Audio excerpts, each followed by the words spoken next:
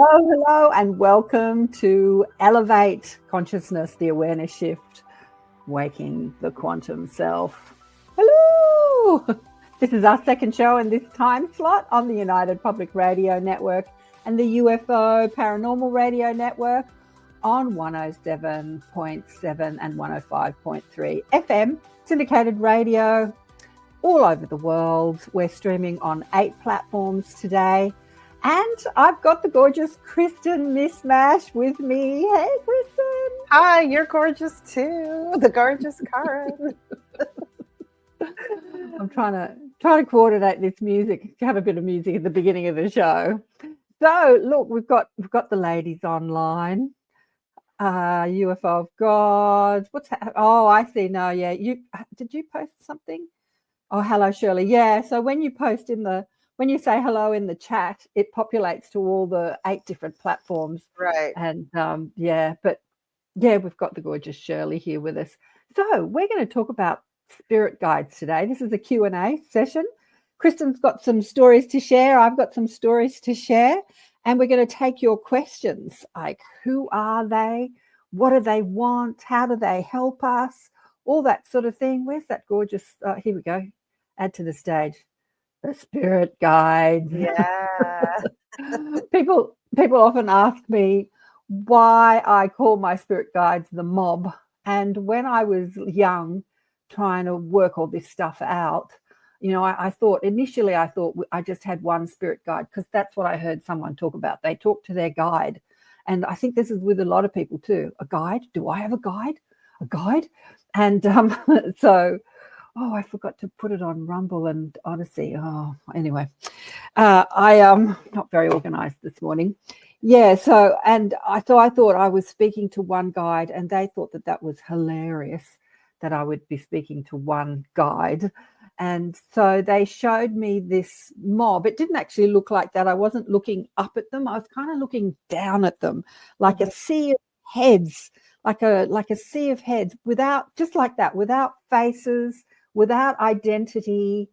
Imagine looking down on this sea of just beings, not specifically human beings, just shapes, just beings. Mm-hmm. And I just called it a mob, oh, that's you, mob.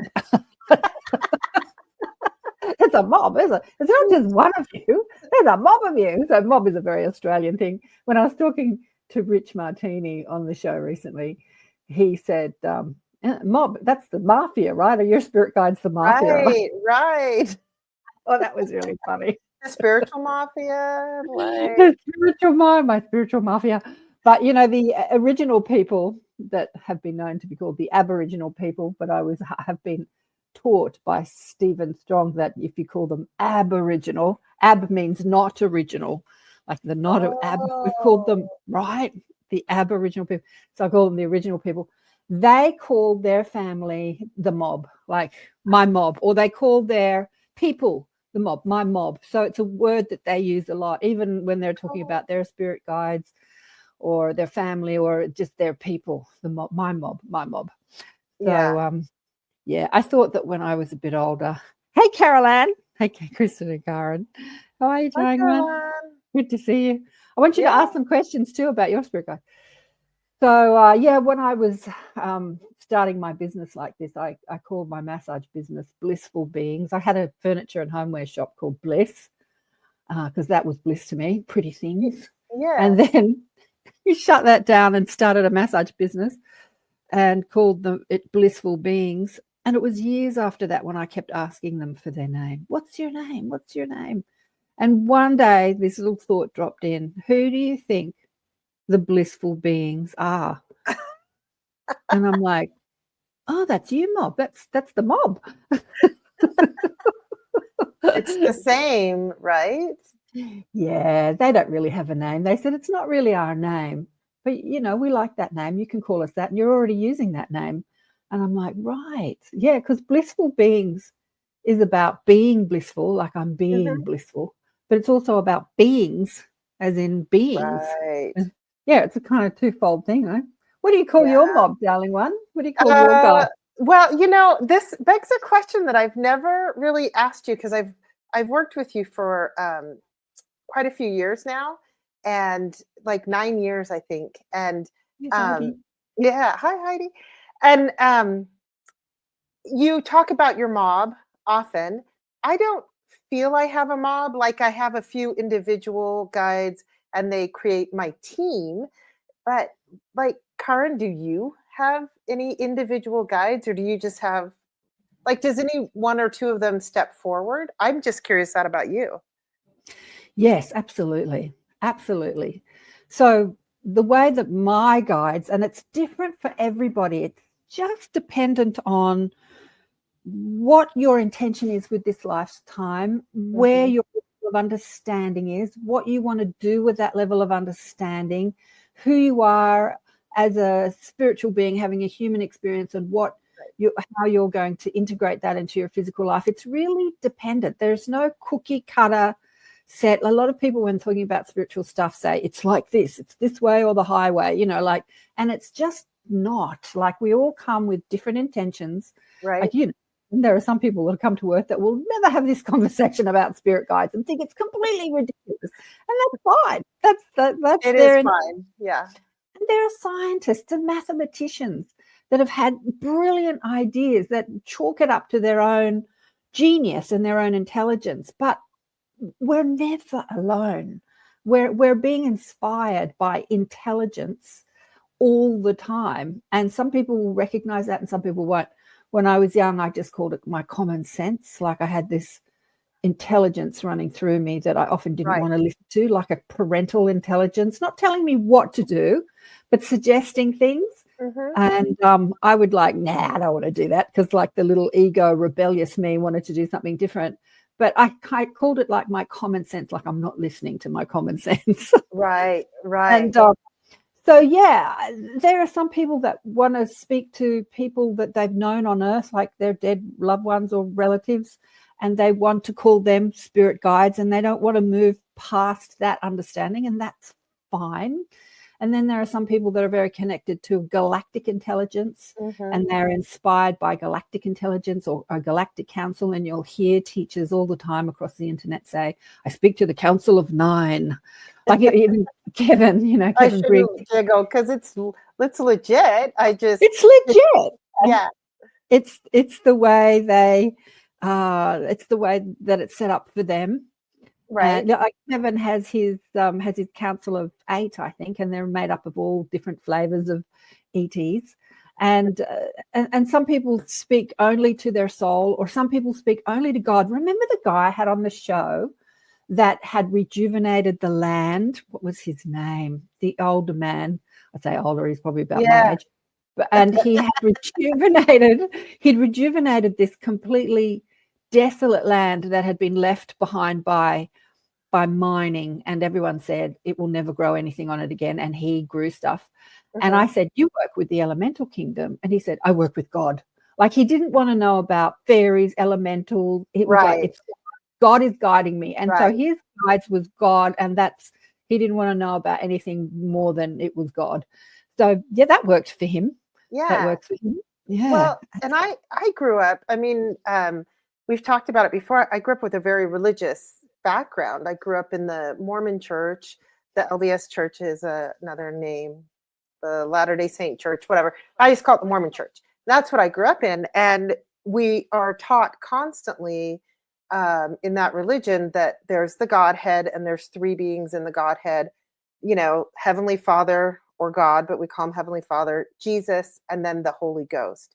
And the Holy Ghost is my constant companion and is with me and guides me. And there's a little manipulation, like I should be living right. So the Holy Ghost wants to reside with me and still be my guide and comfort.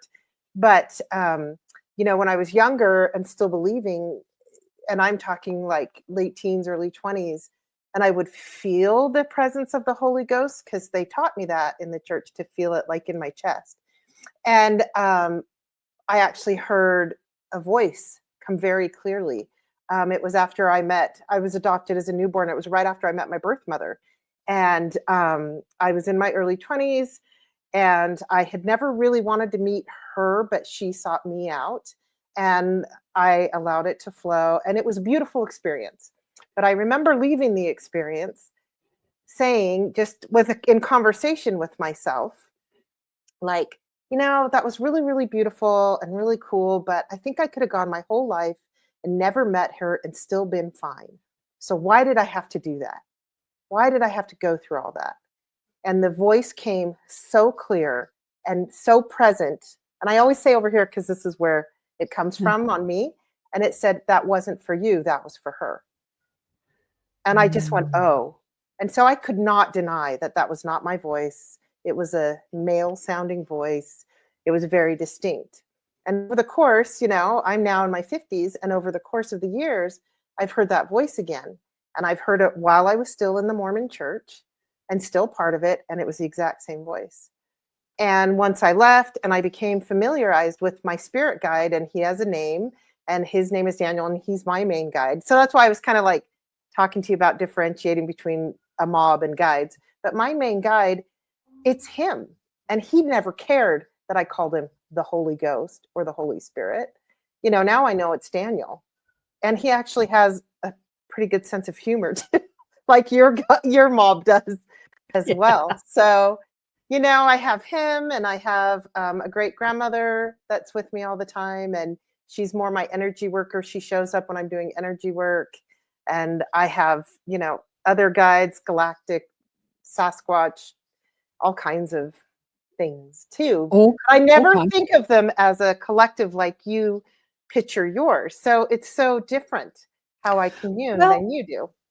It all depends on what makes you feel connected and what makes you feel comfortable. Like having a relationship with an identity that comes to you with a feeling, with the same voice, with an identity, with a name or an image. Yeah. It's like having a mentor or a guru or a spiritual teacher in spirit, and having that relationship with that identity. Because, when we leave this earthly plane, we are not this identity. Like, we are so many identities. And that's what my guide said to me, getting back. So having that relationship with identity can help one feel like confident and supported and secure and nice. And so many people do that. That's not what my guides taught me, because I cried out for years for an identity, and they wouldn't give me one. They just wouldn't. The rats. No. But what they did was, I had years ago when I was young, I had bought this tape from this guy that I'd done this course, Meet Your Spirit Guides. And it was a guided meditation, walking down a path, and you come across a brook, and you sit by the beautiful stream, and you invite your spirit guide to come and meet you. And no one came. And so I did it over and over again. And I said to this guy, no one's coming. And he said, maybe you just can't do it. You're hopeless. So I'm like this young girl thinking, I'm just hopeless. And and my guides have been talking to me my whole life, and they just think I'm hilarious. I'm their best sitcom. Honestly, they're a comedy show. They just sit back and just laugh, eat popcorn and laugh at me. Anyway, so one day they said, oh, God, Karen, we have been so many identities. If you really insist on having an identity, pick one and we'll show up as it. And so I didn't pick an identity like Jesus or Archangel Michael or someone like that, Mother Mary. I just said, a handsome young man, because I was a young girl, a handsome young man would be nice. And then as soon as I had that thought, bang, I had this image of this handsome young man standing before me. And they said, will this do? And I guess so. And I never called on that image ever again, because I understood what they were teaching me, that I'm speaking. And when in 2004, when I went to see Abraham, Esther and Jerry Hicks, I went on a cruise. And the burning question I had, I was never called upon, but I sat through the whole week of the cruise, and it was in the last session was, who is Abraham and how does he speak to you? Like, how does this work? How does this work? And she answered it. She always said, we're going to answer your question whether you're called into the hot seat or not. Your question will be answered. And sure enough, it was. And they called themselves a stream of consciousness. And as soon as those words flew out of her mouth, I knew that was my experience. I was speaking to a stream. They said that we gave ourselves a name and an identity called Abraham. because that's what Esther at the time that she connected with us was comfortable with. And she just stuck with it, right? And so people think that she's channeling some dude called Abraham. No, she's channeling this stream of consciousness. And over the years, they've expanded on that. And they said, we are the same intelligence that all the teachers on your planet, all the masters on your planet have tapped into. I mean, and some people call that God. Like you're tapping into this stream of intelligence. And then after a while, I was reading the Ra books or listening to people talk about the Ra books. And there is a word, the person that they were, the information that they're channeling in the Ra books, which gave the name of Ra, said we are a social memory complex of Venus. And then that lit me up inside as well. I'm like, ooh, a social memory complex. So Venus, which was once a civilization that had existed for eons of time and then ceased to exist, all those, imagine all the lives, all the beings, all the souls that incarnated into lives on Venus and led out. Think about Earth. Think about the social memory complex of Earth. All the people that have lived on Earth, for it's been longer than how the scientists say 20,000 years. It's been millions of years. Everything they've experienced, everything they've learned, all that information has gone into one memory, a complex, a memory, a bubble of intelligence. I'm looking for words, a social memory complex. And you can tap into that wisdom. Like you can just tap in and bring down that information. So that's really what my guides, who I reverently call the mob or blissful beings, share with me about who they are. We're not identity, but we can show up as identity if you want identity. So we can show up as just information tapping into intelligence, or we can show up as collective consciousness like the Palladian collective or the Arcturian collective or the Greys, the consciousness of the Greys. Like if you were to tap in, if you were an ET, imagine, and you wanted to tap into the consciousness of humans, would you talk to one human, or would you want to know, like, would you want to, like, how do humans think and feel, and how do they operate, and what do they know, and what is the human understanding? So you would tap in to the consciousness of humanity at a specific stage of evolution. Obviously it's evolving. So it can get I surely love this. It can get really complicated. Well, what you're talking about, though, in comparison to like my experience, and then I had an experience earlier this week, being part of a guided meditation, and I felt like I was really tapped in. And then, the name God was brought in, and zoop, it took me out of it. And what I believe happened, and I talked to a couple other people that had this meditation, is that all of a sudden the oneness, what you're describing, pulls me into a oneness consciousness, a unity consciousness, and keeps me from feeling alone and assists me in being a part of that. But then when it's given a name like God, especially something with such a heavy name to it, or if it's my spirit guide Daniel or whatever, that actually creates a separateness. And one of the lessons that I'm learning from my guides, and that there is a team, and that there is a mob, and that I'm not this lone soldier here plugging along. We are one whole team. I'm just the expression that's experiencing Earth.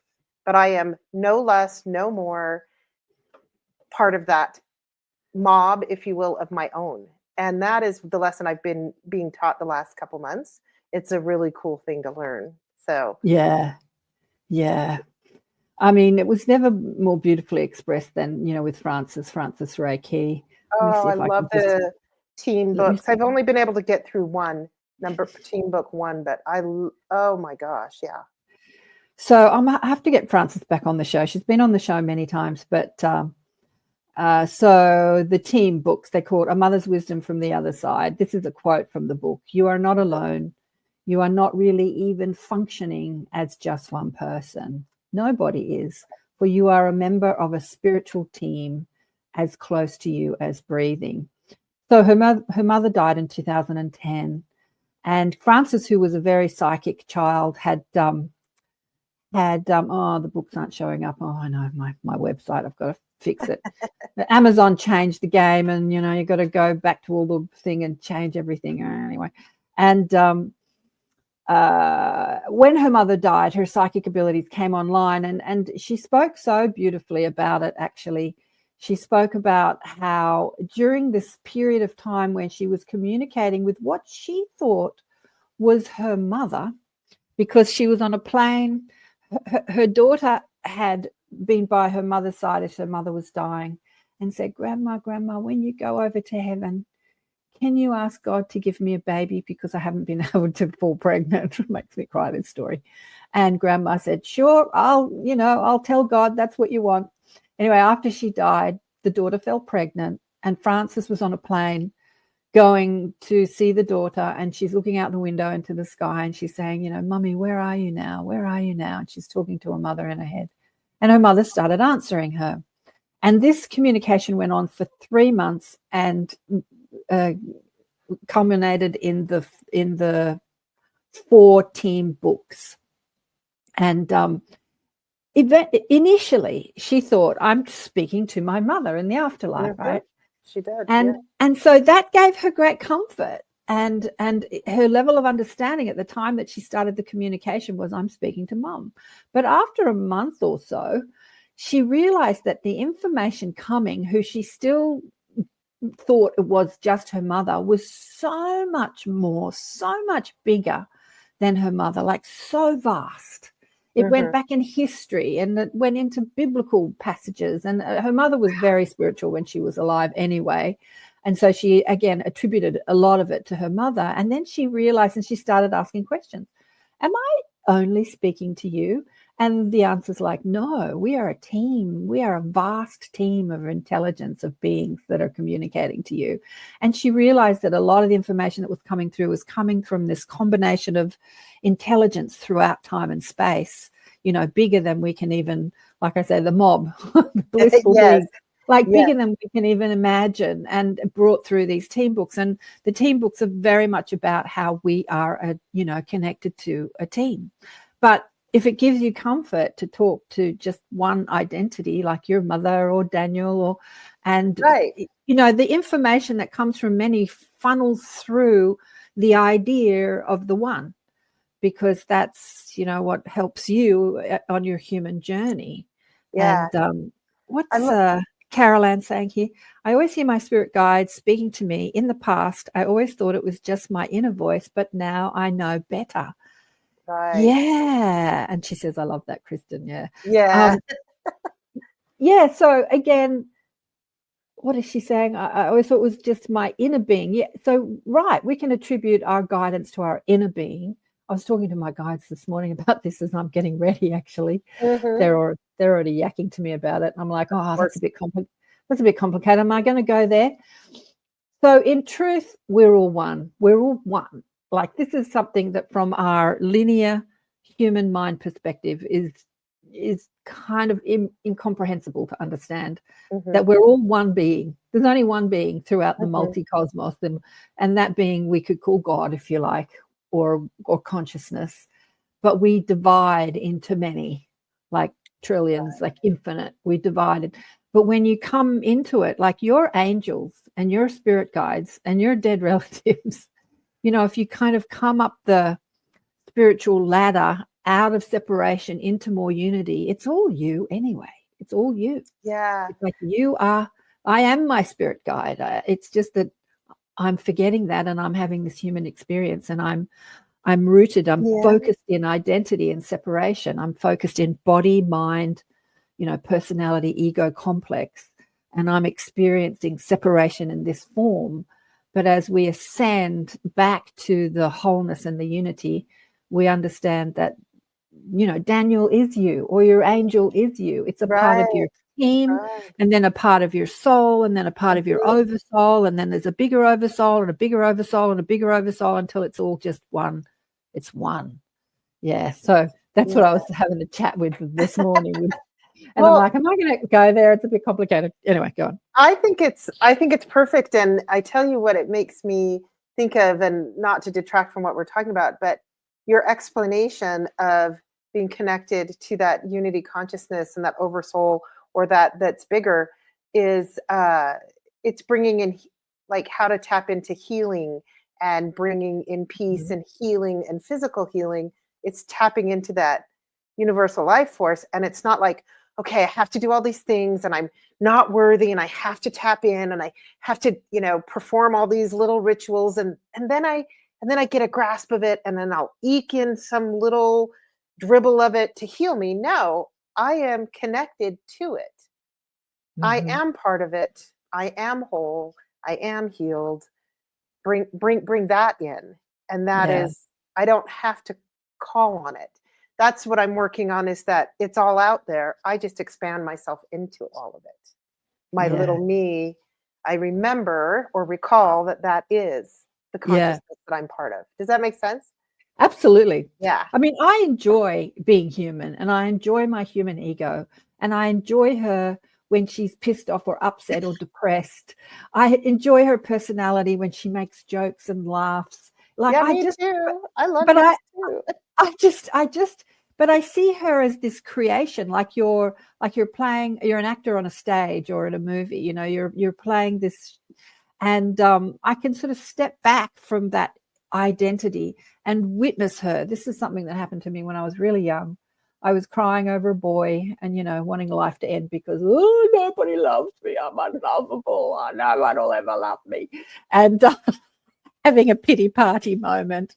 It was when I was really young in my 20s. And then I had this experience, this awareness of me watching this, like I would watch a good movie, again, sitting there eating popcorn, watching, going, this is a good movie. When you watch a good movie, like a bird's eye view, like up and removed?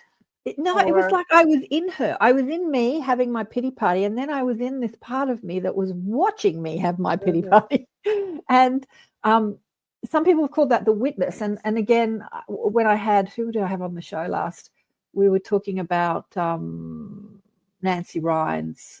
Who did I have on the show? God, my memory. Anyway, we were talking about Nancy Ryan's, who had an NDE. Oh, yeah, of course, it was Virginia Drake, and her NDE. And she had that experience of being in her body and out of her body simultaneously. So witnessing what was happening, but also in the body. So Nancy Ryan's, I remember she talked about that when she described her NDE, that she was being dragged under the truck. She was hit by a truck. She was on a bicycle, being dragged under the truck. But she was also outside the truck watching it. Right. Like watching it without emotion, not going, oh my God, I'm being dragged out of the truck. That's terrible. But just witnessing it. And that's what I experienced as this young girl going, oh, poor me. No one's ever going to love me. This person was just watching, And that's actually something I hear often. People experience that sometimes in accidents or something like you went through. It's little bits and pieces. Like when I'm working or talking with somebody and they're like, well, I don't have gifts and I'm not spiritual. And I'm like, well, tell me some stories. I get stories out. And they often have a story similar to that one, where they're watching from a distance or above or. Yeah. As I say, some people have called it, oh, thanks, Heidi. Yeah, Virginia.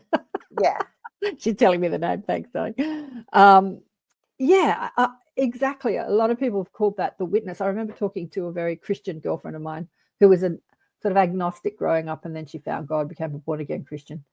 And I was relaying that story about myself, the witness, and she goes, I saw her face light up. The witness. It really resonated with her because she'd had some sort of similar experience. But again, it's like Carolann said, it's your own soul. It's a part of you witnessing that play that you're in, that movie that you're starring in called My Life, without judgment and without emotion. What's Diane saying here? Hey, Diane. Yeah, I went it's beautiful. To a place and sat outside at a table with 5 empty chairs around a circular table, which triggered me to ask for help with some changes in my life. Felt supported. Like as though those chairs weren't empty is what I'm picking up on. I love that. I think that's beautiful. I sent to Kristin. I wonder if I can bring it up on what she's saying here. In between my tears and bites of my breakfast sandwich was amazing and reminded me of how I'm known for enjoying tasty food. My dad would smile when I eat. Yeah, probably your dad was sitting at the table. And what Shirley's saying here happened to me when I was out of body during an accident. You know, told us about that, Shirley. I witnessed the dear girl there who was me, but out of body. I was not her until I went back in and joined her body again. Yeah, often a lot of people say that when they have near-death experiences or out-of-body experiences, they'll look back on their body and not even recognize that it's them. They just see someone lying in a bed or on a hospital table, like, who is that poor person lying down there? Or if they've been hit by a car or something, I'll go, oh, isn't that terrible? That person got hit by a car, and they don't even identify that it's them. Well, and I've been pondering that, because there are times when that body, that human, hasn't been declared dead, that they're actually still alive, they're breathing and what have you. There's a part of them that's outside doing the witness part. And then also they have near-death experiences and they are declared dead and they go to the other side or they travel. I think it's actually a more gray area. I don't really like that term so much, but I don't think that you just have to be declared dead and die to have those out-of-body experiences, is what I'm finding. No, we're out of body every night, as we've discussed on the show many times. We're out of body every night, and it's just that when we come back into we pass through the river of oblivion or the veil of forgetfulness, we forget our nightly sojourns. But we're out of, but not always. Like I rarely remember what I'm doing at night. I wake up with crazy dreams in my head. I'm busy. I'm so busy. I always wake up exhausted. I'm so busy at night. Like I'll have a piece of conversations and where I was and where I was going, and it's always so busy.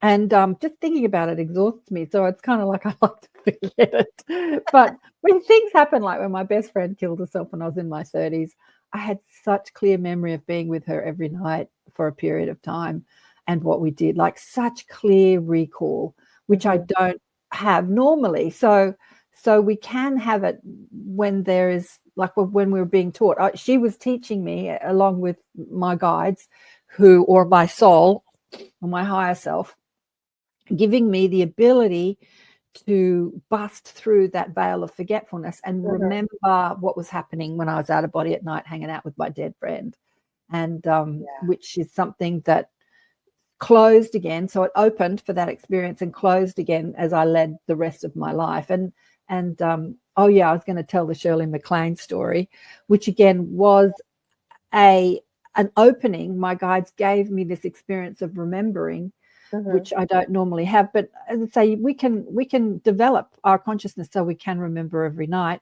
Penny Kelly called it. She said to me once on the show that she didn't sleep for 3 years. I said, what do you mean you didn't sleep for 3 years? So what she was talking about was she had this stream of consciousness where when she fell asleep at night, she was in the same consciousness as when she was awake in her body. So there was this, her body was asleep, but she was awake, which we all do every night. But when she came back into her body, she had no sensation of ever being asleep because she was awake and conscious outside her body. And there was this smooth transition from astral to physical to astral, outer realm to inner realm. Like there was so she felt like, she described it as, I've not slept for 3 years. And I said, well, what did you do? And she said, well, at first I didn't know what to do. So I just floated up to the roof of my house and sat on the roof of my house and looked out at the stars. And Kevin Briggs talks about this too, like not understanding that you can go anywhere when you're outside your astral, but when you're still maintaining the consciousness of your human understanding, when you're out of body at night, you don't know. So she said some ETs came and picked her up and took her on a spaceship. And again, Kevin said the same thing, that a galactic guide came and told him that he could travel across the cosmos in his astral form. And he came in what looked like a spaceship, and he said, I want a spaceship. And the guide said to him, well, just create it. And he said, what do you mean just create it? He said, thought creates. Yeah. So just with your thoughts, create a spaceship and then fly across the universe in your spaceship. in your astral spaceship. And he said, okay. And so when he did that, he practiced that for a while, his thinking. His guide didn't need to sort of hold his hand anymore, so he could just get in his little astral spaceship and fly wherever he wanted to go.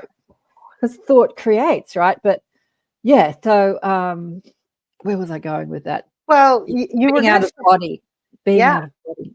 Yeah. Well, and I think, like my experiences, I don't astral travel consciously and take off and decide to go here or there, like Preston Dennett talks about and teaches, in his books and things like that. But I do have the understanding that I leave my body every night, and sometimes I don't have that gentle entry like you were talking about that Penny Kelly says she has, because sometimes I'm awakened and it hurts my body, like as though I've been slammed back in too fast. It's the only way I know how to describe it. It happens to me sometimes when I go to like a crystal bowl sound bath or certain meditation.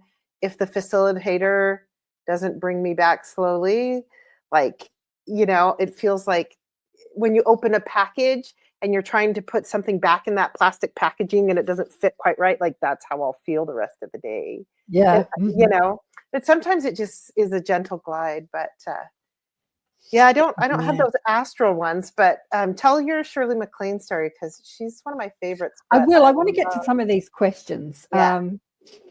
Can spirits cooperate? Can you make new friends when you die? Who allocates our spirit guides, and do they stay with us for the duration of our life? I think that's a great question. Yeah.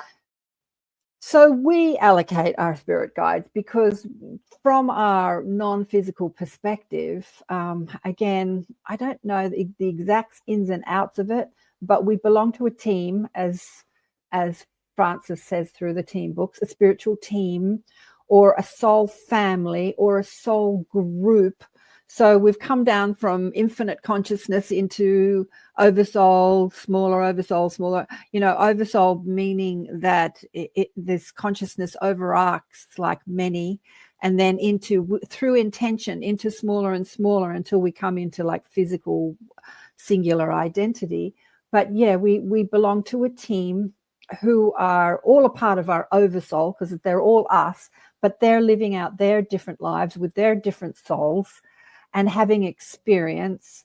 And so if you're coming into the earth experience and you've never been on the earth before, you would ask people that are part of your spiritual team or your oversoul or your group, your spiritual family, can you help me as I experience a human life? And yeah, you collect this team and they say, sure. And they, what do you want to do in your life? So in truth, when we insert ourselves into the earth experience, we do so through all time and space. Like we don't, because there's no linear time. Like we don't live one life, die, talk about it, and then come back. We say, I'm going to experience the earth experience. I want to run with the dinosaurs. I want to come into the 1500s. I want to hang out with Jesus or Buddha or prehistoric man or whatever. We look through all time and space and we say, that looks interesting and that looks interesting. And, I want to be in 2025, part of the shift in consciousness. I want to be there in the year 3000.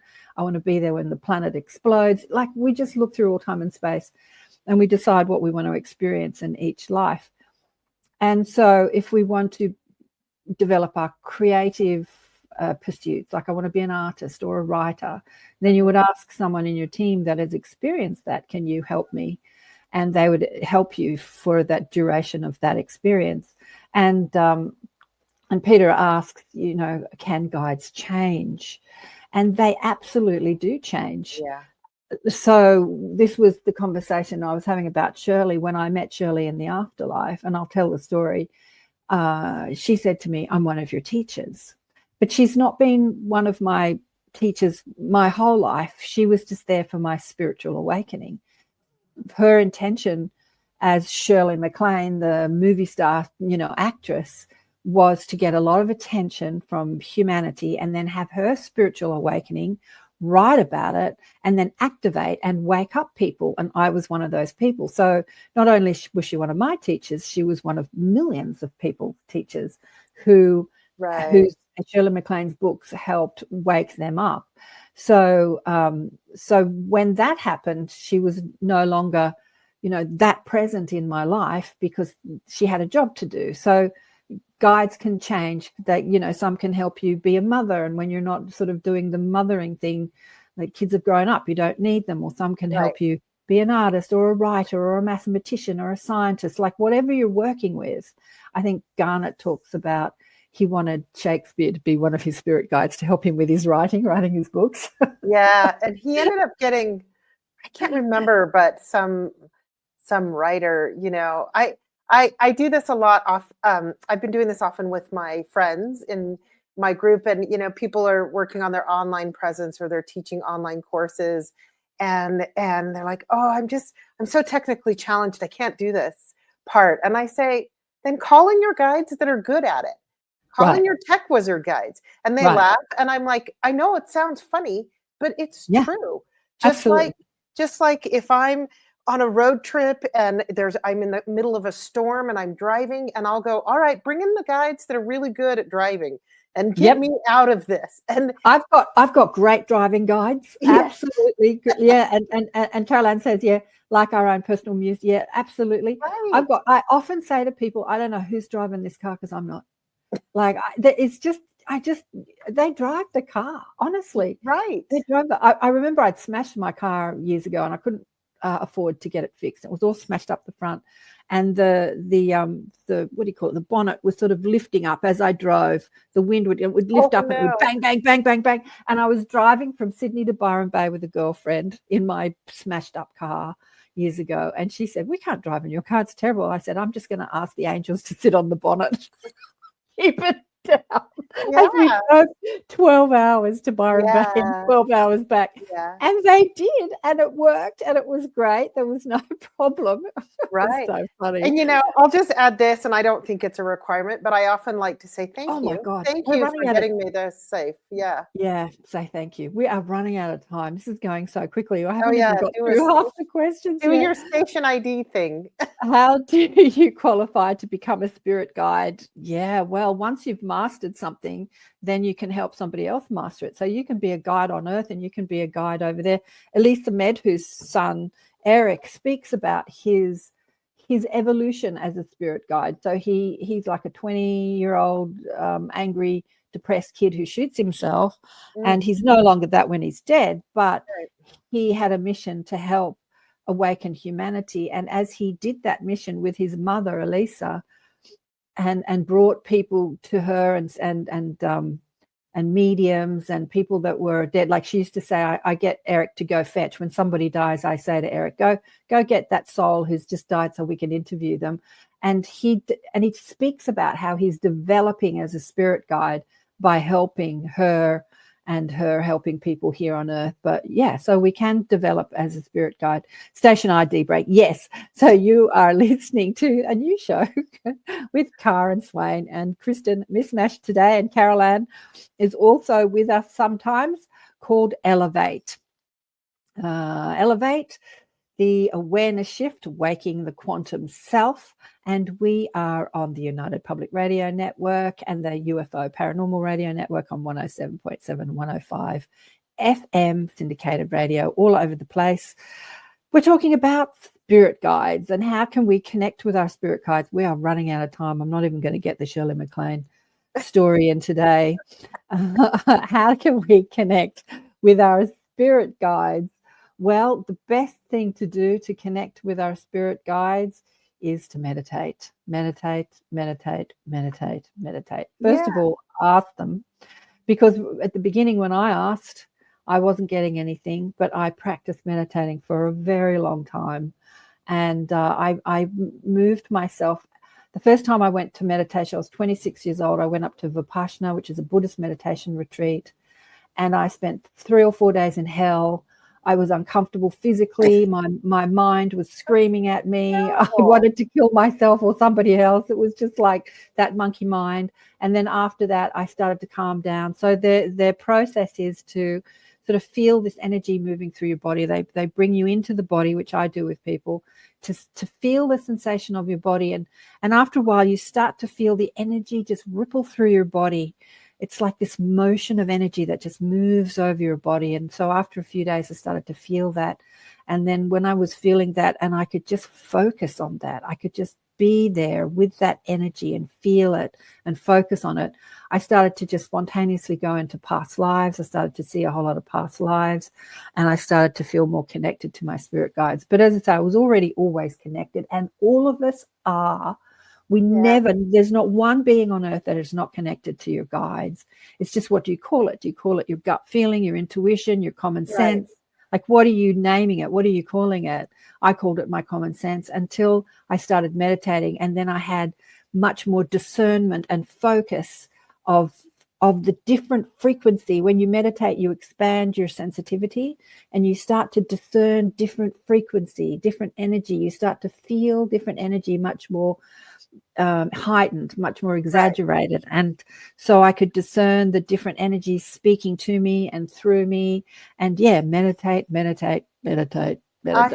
I have a tool that assisted me a lot as I was learning how to do these things, because I was much older than you, Karen, when I stepped into them. And one of the things that I like to illustrate with other people too, it was part of my Reiki training when I was learning how to be a Reiki facilitator. I was taught how to do spirit writing. And there's different methods of doing it. But in the end, it connects me to that stream of consciousness, and it ends up flowing. And this is actually a tool that I have instructed some people to do when they're experiencing a lot of grief. And if this is a field that they haven't forayed into too, like I'll say, oh, you were with that, you were married to that person, or that was your child or your brother, or you knew them for many, many years, right? And they'll say, oh, yes. And I said, this is because this has actually worked for me. This worked for me early on after my hubby passed. And I would write something like a question or something, just in conversation even. And then I knew pretty much what he would say back. And then I would say something back like me. And then I kind of knew what he would say because I knew his personality really well. And then by the time I got to like the third or fourth line, the stream of consciousness would flow. And I was getting messages. Exactly. And so, I learned it a little in my Reiki training. We just called it spirit writing. Just a way to connect to like my main guide or to a Reiki master or to the consciousness. But it really became a tool when Andrew first passed for me and I only had to do it a couple times because of, my knowledge of all the things in the afterlife, because I already had that. But doing it that way, and then now I do spirit writing every day, almost every day. Yeah, exactly.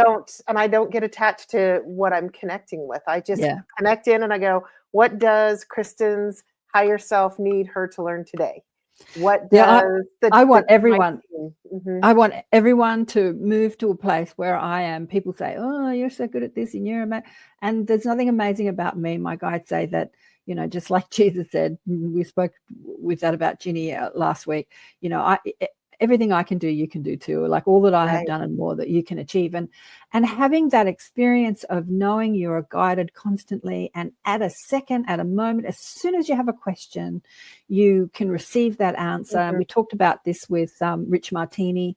It's your guides because before you can even finish answering the question, the answer comes. It's so fast. It's so fast. You never have to think about it. You go, oh, like I often, when I'm talking to people, I go, oh, how does that work? And before I can finish that thought, I'm receiving the information. And I want us all to be like that, because that's the evolution of consciousness. All right, we're going to get to the Shirley MacLaine. We've got 10 minutes left of the show. So I'm in my 30s, I think late 30s. I've done a whole lot of healing courses, and I've met all these fabulous people. And one of the people had said to me, oh, you have to read the Michael Newton's books, these books about the journey of souls and stuff like that. But it was before I had the internet or a computer. And I couldn't remember what they said. I go, yeah. Like I've read a million books, and everyone's like, read this book. Anyway, I go to a bookshop. I say, somebody told me to get a book about like a spiritual bookshop about souls and journeys. And she said, is it a soul's journey? And I said, that sounds right. It wasn't Michael Newton's book, but fabulous, mistake, coincidence, synchronicity. It was a book by who penned himself. He named himself Peter Richelieu. That was his pen name, his author's name. He was a guy that lived during the Second World War in India, and his brother had died in the war. He was a fighter pilot, and this physical man turned up at his house in a turban and knocked on the door, and his butler opened the door. I love this, and takes him to this office, and he's holding the telegram, informing him that his brother's died. And this man walks in, an Indian man with a turban on, and says, I've come to take you to your brother. And he said, you can't. I've just got this telegram saying he's died. He said, I'll return tonight and I'll take you to your brother. And this guy's like, what? Anyway, so he falls asleep at night. Again, one of these experiences where he has full memory of when he falls asleep and he awakens into his astral form. And there's the man in the turban in an astral form saying, I'll take you to meet your brother. So he takes him to this place where his brother is. And his brother is still enjoying the earth experience. He's doing on the second earth or astral earth things that he hadn't done while he was physically in. Like he's going to Paris and eating in restaurants. And he's like, I'm really happy. I'm having a great time. And so the author says, oh, that's nice. And then this turbaned man took him to different realms of dimensions. And he went to the elemental realm, and he saw all the fairies and stuff like. Anyway, it's a brilliant book. So I read the book, and for the longest time, I'm like, I want to experience that. I want to do that. And every night I'd fall asleep and ask. And I, like months, maybe even years went by. I can't remember. It seemed like years. Maybe it wasn't. And until it did. And then one night, I'm having the experience of being in a classroom, and I'm asking my teacher, how do I move between realms, knowing I'm not in physical body? And then they give me the, how to do it. Mm-hmm. And I wake up into another realm, not in the classroom realm, but in another realm, another dimension. And I'm staring at the turbaned man, and he's holding out a liqueur. And I said to him, I take this liqueur and I look at him and I look around, and Shirley MacLaine's there. And I'm like, what the, So I'm holding my liqueur. And it's so funny because this happened 25 years ago. And I remember it like yesterday, like a lot of people say, when they remember NDE, right. Even though it was a nightly sojourn, an out-of-body experience. I sit at a table with a whole lot of people. I'm holding this liqueur, and I say to Shirley MacLaine, what are you doing here? And she says, I'm one of your teachers. And I said, are you? And she says in this such matter-of-fact way, she said, oh, really? Do you think it was any coincidence that mine were the first books you ever picked up on this subject? And I'm like, I guess not. I can hear her. Right. So chastising almost in a way, like, wake up, you silly girl. And I said, can you drink when you're not in your body? And she said, yeah, you can drink. I said, but you get drunk? And she said, well, you don't get drunk, but you can remember what it was like, and you can recreate it if you want, if you wish to, or you can just enjoy the experience of drinking. You can create the drunk experience or not, because we are creators, and we're creating. Right. We're creating on earth. We're creating wherever we are creators. We create with thought. And so we start watching movies of her, Hollywood movies. That's hilarious. I know, right? And I'm sitting at this time. I don't know who the other people were. I don't remember that. I didn't come back with that information. But so I'm sitting at this table of these people, and we're having deep and meaningful conversation, as well as watching movies of Shirley MacLaine dancing. And then there appears to be like an earthquake. I feel this shaking, and I'm like, what's going on? And I grab the table and I look up and I say to them, what's happening? And before I finish that, out of my mouth, I'm back in my bedroom. Wow. I'm back in my bedroom. I'm in my body and out of my body simultaneously. I know I'm in my body, but my awareness is up on the ceiling, like up in the corner of the room. And I'm looking through all the walls, and they're all transparent. They're see-through, translucent and transparent.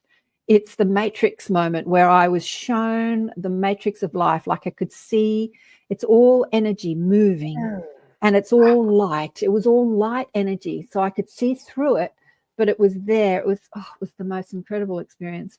And I could see my daughter waking up in her bedroom. I could see her waking up and get out of bed and walk down the hallway and come into my bedroom. And I'm thinking, my body or some part of me has called me back into this experience because my daughter is about to wake up, my physical. So before, I'm being called back before it even happens. Like there is this intelligent orchestration that is happening, which was blowing my mind, in time and space. And she's shaking me, Mom, wake up. And I'm aware of being in my body and her shaking me, but I'm also still out of my body. So again, this dual experience, in and out simultaneously. And I'm like, I don't want this experience to end. And she's like, she couldn't wake me up. And she's like, oh, she gives up and she goes out of the room and she, heads towards the kitchen to get something to eat. And at that point, I've gone back into mother mode. Oh, I better get up and make her breakfast. And with that thought, I'm back in my body. And I'm behind my eyes. Like before I was everywhere and now I'm behind my eyes, and I open my eyes and I'm lying in bed. I'm like, I'm back in my body.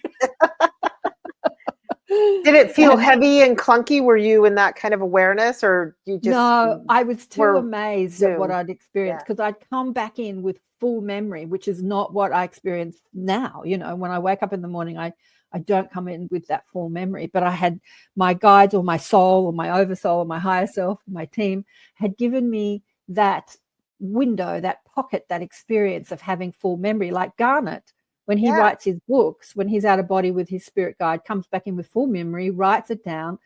And then when he's not on the mission to do that, he has no memory, so we can have this opening and this closing. And then I get up and I go into the breakfast, to the kitchen to make breakfast for my daughter. And I'm thinking, what the hell just happened? Like I'm going over it. But again, Shirley said to me at that stage, I'm one of your teachers. And I said, are you? But she's no longer, present. Like she's always there if I want to tap into her, even though she's in body. Like Shirley MacLaine is not dead. She doesn't have to be dead to speak to her spirit. But she's no longer really present on my team because I'm doing other things. And there are other points of consciousness that are inspiring me that I tap into. And we've run out of time. It's 3 minutes left. Yeah. So we didn't have any questions from people. Awesome experience. Yeah. Well, and the point is we want people to send in questions too, so we could have a list to go from as well. Did you establish an email? I think you did. Just go to my website. If you have questions about life, love, and the universe, or any questions you want to ask my guides, go to KarenSwain.com and go to the contact or the connect and send in your questions. I've also got an email which I made for this called questions@KarenSwain.com. But it's easier just to go to my website, KarenSwain.com. Spelt like Karen, pronounced like Karen. My mother's at my mother's insistence. Thank you both. Great show. Thanks, darling one. Yeah, beautiful. You. Yeah. Come on next time. So we're not sure what we're going to do next week. What are we going to do next week? We'll have to come up with an idea. Yeah. So this is a new show called Elevate Consciousness, the awareness shift, waking the quantum self, where we're having conversations, Kristin and Carolann and I'll do Q&A. And what are you saying here, Heidi? I'm going to start driving home. Gratitude, ladies. Are you at work? Oh, lovely. And Carolann has asked me to be on her show on September 5th. So. Oh, cool. Yeah. On Ethereal Encounters Down Under. Just remind us of the time. She's got 2 shows. What day are you going on? I just know it's on September 5th. I believe that's a Friday. So whatever time. So on her Friday show. I think it's 5:00 Mountain Time. Okay, great. 5:00 Mountain, which will be 7 p.m. Eastern, right? Correct. Yeah. And my show, ATP Media, Accentuate the Positive, Awakening and Expanding Consciousness, is on a Sunday night in the States, on Monday morning in Australia. It's 6:30 p.m. actually on a Sunday afternoon Eastern time. And Desda Zuckerman is coming up. She's been on the show before. She's an incredible, beautiful healer. I think she's from New York. And she is someone who can see and read auras. She's written the most incredible book about it. She sent it to me. It was a massive book. Must have cost her a fortune to send it to me. And I lent it to a friend of mine who was an energy healer. I never saw it again. Or maybe I gave it to her. But I probably gave it to her. But who just loved it. Yeah, incredible. So we're going to have a chat with Desda about healing and seeing the human aura and all the different aspects of the aura. It's so complicated. She sees it like this multicolored layers. Like we don't just have one aura. You know, when you have aura photos and you just get one aura, like some colors, like there are all these different layers. There's the etheric body, the astral body, the mental body, the spiritual body, the emotional body. Like there are all these different layers of energy that makes up the physical form. And it starts, the physical form is created from the spiritual or energetic form. And if you go into that realm of the energy form of your body and work in that realm, this is how miracle healers work, and change things in your etheric, astral, energetic body, it then manifests in the physical body. A lot of healing arts, we look at the physical body and we give it drugs, or we pound it and massage it and pull it and stretch it but actually if you work in the energy body, it will manifest in the physical body. That's how everything works. Like thought manifests. Right. Thought is energy. So it'll be great with Desda. Wow, we've run out of time. Thank you, darling. Well, we didn't even hear more of your stories. It's too short, isn't it? It's too short. I have stories with Garnet in the astral, so it'd be fun. Diane also says we've got 2 or 3 Dianes on. Thanks, great show, great stories and reminders. Thank you, darling one. And thanks everybody for tuning in. Joe's coming up, UFO Undercover, and then Michelle DeRoche's show is coming up after that on the United Public Radio Network and the UFO Paranormal Radio Network, syndicated radio, all over the place. We'll have to try and find this music to go out with. We'll catch you again next week. Send in your questions. We want your questions. Bye for now.